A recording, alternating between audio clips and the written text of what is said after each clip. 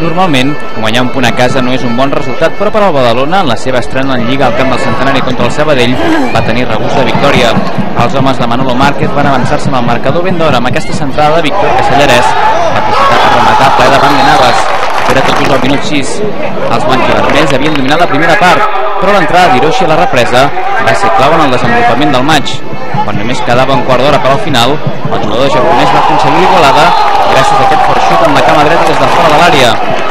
Espectacle al camp i alguna imatge curiosa, com la d'aquest Linier.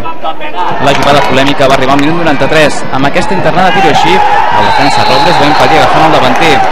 El col·legiat Alexandre Alemán va acabar assenyalant penal, però David Valle va treure una mà majestuosa a xut de Puigdollers i va acabar cercant un punt in extremis.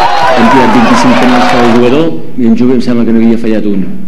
I el Puig, dels 10 últims que hem tirat, no n'havia fallat cap. Però repeteixo, una persona al club que a partir d'ara serà el que decidirà qui tira els penals i no soc ni jo, ni el cos tècnic, ni cap jugador. Penso que el Sabadell als últims minuts ha sigut molt superior a nosaltres, sobretot la segona part ha sigut molt superior a nosaltres, i penso que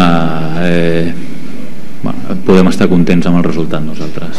Ara badalonins i sabadellencs hauran de buscar la seva primera victòria a la competició contra la Gramenet i l'Sporting Maonès, respectivament.